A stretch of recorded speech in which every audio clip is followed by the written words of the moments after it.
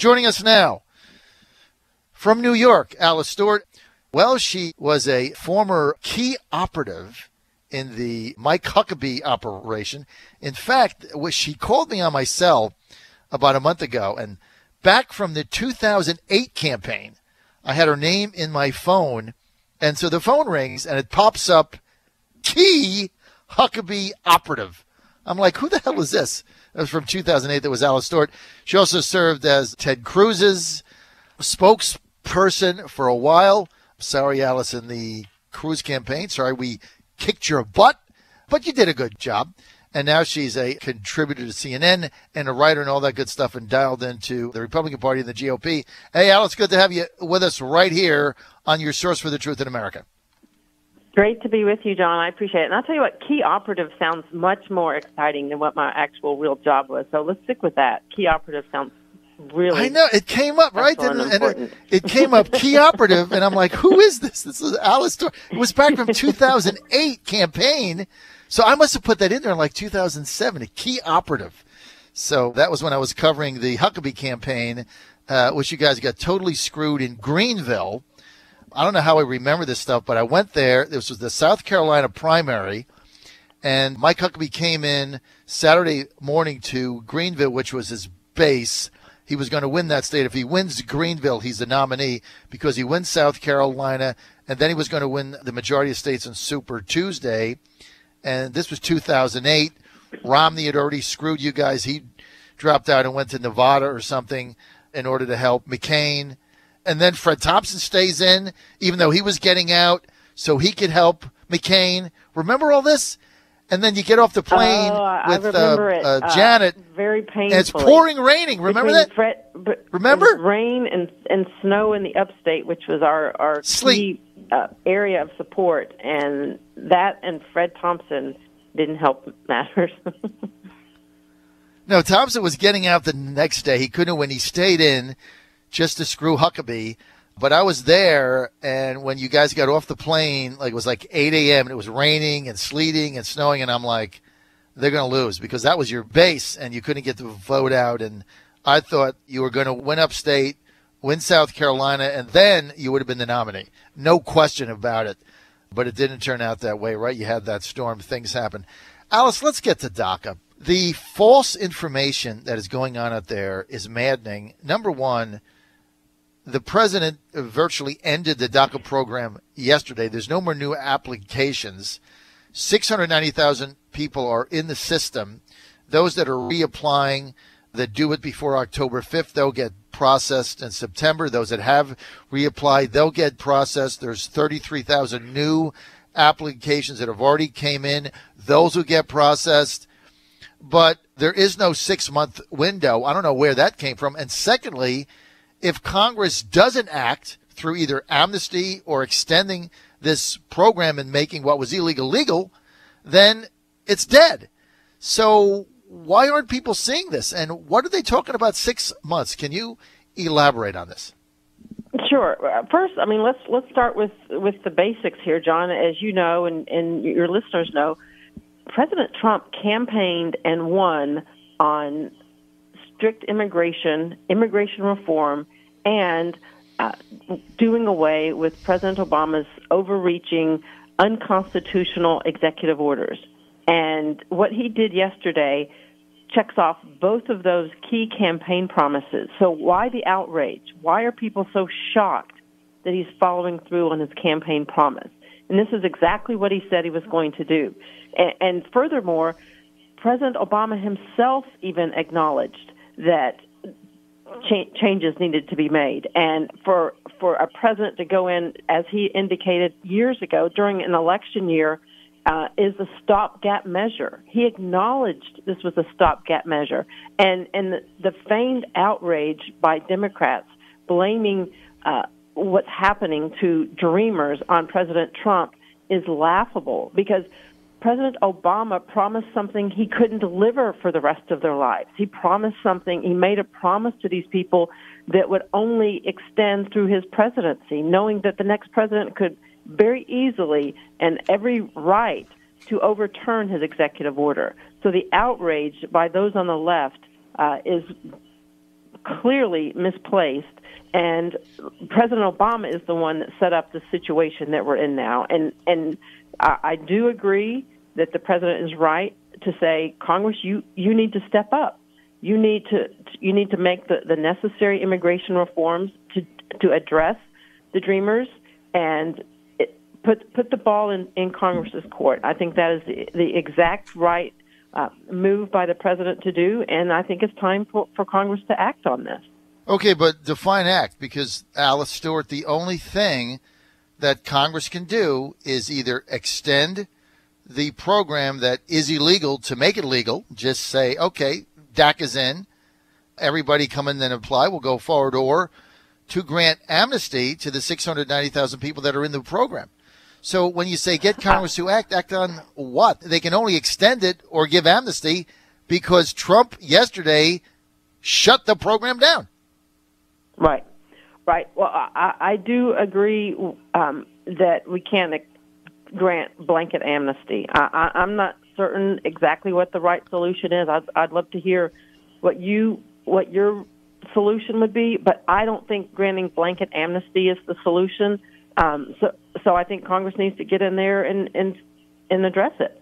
And I think, granted, there is pushback by Republicans, Ileana Ros-Lehtinen, and down in Florida, says Congress needs to act, and this was not the right thing for the president to do. But then again, she comes at it from a different viewpoint than many other Republicans. Her district is South Florida, and it is made up of a large number of Dreamers and people that this will affect, as compared to other members of Congress, Steve King, saying that for Congress to consider anything remotely close to amnesty would be GOP suicide. So you have a great divide in the GOP on what the president did yesterday, and I think they need to get in there and figure out how to deal with Dreamers. And this has been going on for 20 years. This isn't anything new. So why we're just now realizing that we have to figure out what to do with these citizens is beyond me. Well, look, Alice Stewart, this is a very difficult situation because you have these 690,000 people who came to the United States as children, and now they're in the system. They've gone through the DACA system. They've got a work permit. Average age is 23. I mean, there should be a level of accountability for their parents. I mean, they brought them here illegally. But I got to tell you, if Republicans push amnesty, because, again, I'm going to get back to what I said. Congress can only do two things with Dreamers, with DACA, and that's either make Obama's program legal or some variation of it legal or provide amnesty. That's it. If they do nothing, the program is over. And when the people that got a new extension for the 2-year work permits, when that ends, they've got four choices. Stay in the country illegally, leave, marry a U.S. citizen, or apply to stay through legal, lawful channels. That's it. Right. Here's the dilemma. In other words, here's the dilemma. Force them to comply with existing laws on the books. And why that is so outrageous is beyond me. And 2 hours and 20 Obama minutes himself, today. President Obama said himself in 2011, there are enough laws on the books by Congress that are clear in terms of how we enforce our immigration system. And he acknowledged, furthermore, if he went to simply through executive order and ignoring the current laws on the books, that's inappropriate as his role as president. And he did Alice so, Stewart, and now President Trump, and for all the blame and onus to be on President Trump at this point, when Obama acknowledged himself that it was a stopgap measure, it's just the double standard is, well, it's more of the same. Okay, Alice, 2 hours and 20 minutes I've been on the air, and you finally cleared this up. Basically, those that are in the DACA program now have to go through legal channels if they want to stay in the country when the program expires. I mean, they have to follow the law. What is so difficult about this? There are so many visa work permit programs available. I was saying the other day, do you know that 4 million foreign workers come into the United States annually, not migrants? But when you add up all of the student visas and the work visas and the temporary visas and the HP1s and H2Bs and this and that, you add them all up, it's 4 million workers. I mean, there's only 690,000 of them. I mean, all they have to do is apply for what's available, and they're going to have to go through a lawful process. But here's my question, Alice Stewart. Here's the question of the day. So Republicans team up with Democrats, and they pass amnesty for the 690,000 current DACA participants. Basically, they say, you're getting a free ride, you're in, right? So we can stop talking about dreamers, and CNN can stop bringing every student on TV that's 17 years old that has a job that's going to get kicked out, even though the president has said he's not going to kick anybody out. Okay, it's all fake news. Okay, so now what happens? So I have two questions. If that happens, does the president sign that bill? That's my first question. If that goes to his desk, because he says Congress has to act. Okay, they act. They pass amnesty. They put it on your desk. Now what does he do, Alice? Well, and that's the great question. I think we saw, similar back and forth with the Gang of Eight. When Republicans and Democrats get together and Republicans cave to the Democrats on immigration, then that's where we run into trouble. And I don't see the president going along with a watered-down version of amnesty. I don't see him doing it. And he didn't campaign on that, and he didn't win on that. What I support, here's where I stand, John. I don't know if you're familiar with the RAISE Act that Tom Cotton and David Perdue from Georgia introduced. I think that is a strong way to address immigration. And I think if we should let what the president did yesterday with doing away with DACA, that should stand. No more DACA, and consider some version of the RAISE Act, which provides a system for immigration. And you get for you to come into this country, you have different. There's a merit system, or there is a point system based on if you have a high-paying job, if you're at a certain age, the higher job you have, you get more points for coming into this country. And that way, there's skin in the game for those that come into this country, and they are coming into this country, and they are tax-paying residents of this country. And I think that is the way we should go about addressing immigration. Okay, so Alice Stewart, we both agree totally that the RAISE Act is the way to go. This is the bill put forth by Georgia Republican Senator David Perdue and Arkansas Republican Senator Tom Cotton, and they're out trying to build support for that. So I think what I'm hearing you saying is if there's a way that the 690,000 people taking advantage of the DACA deferment work waivers can get into that, and somehow they can apply for status legally, then that's the answer. Well, that's basically the same thing the president did now, because he's saying you need to become legal.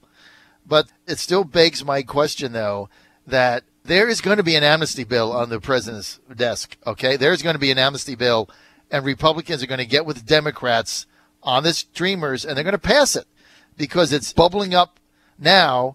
And so the question becomes, what does the president do with that if it's a standalone bill and not tied to something bigger? That's number one. And the second thing is, Alice, what happens to the Republicans that voted in favor of amnesty?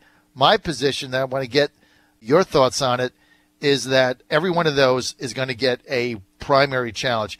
I think amnesty is just an issue that the Republican base is done with. And I think if these Republicans go back on their word, who voted in opposition to it, now vote for it, just like Obama repeal, I think there's going to be hell to pay, Alice. And it could be the crack up of the Republican Party as we know it today, if indeed they pass an amnesty bill. What say you? I agree 100%. Since you said it, you took the words out of my mouth. There will be hell to pay in midterm elections. And look, if some version of amnesty gets passed in Congress and it goes to the president's desk, I don't see him signing it. Even if there was a promise for a fully funded border along the southern, a wall along the southern border, I don't see him signing it. He campaigned on tougher immigration laws, not amnesty.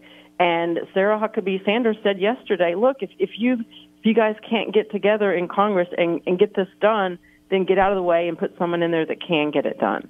And, what I heard in that briefing yesterday was a veiled threat or a veiled reference to you're going to be primaried. If you support any version of amnesty, whether the administration encourages a primary opponent or Republicans realize, look, this isn't what our district stands for. This isn't what this member of Congress ran on and what you voted for this member of Congress on. So I'm going to go up there and represent the views and values of my district. All right. On that, Alice, we're on the same page. Amnesty is very dangerous for these Republicans, and if they vote in favor of it, you're going to get primary challenges. And what's going to be interesting also, Alice Stewart, is that we're going to be able to peel the onion back, and we're going to start to see who is voting for amnesty and why. We're going to be able to follow the money. And, of course, we're going to follow it right back to Wall Street, Silicon Valley, globalists, gangster banksters that want cheap labor. And it's going to be very interesting. I also think you're spot on.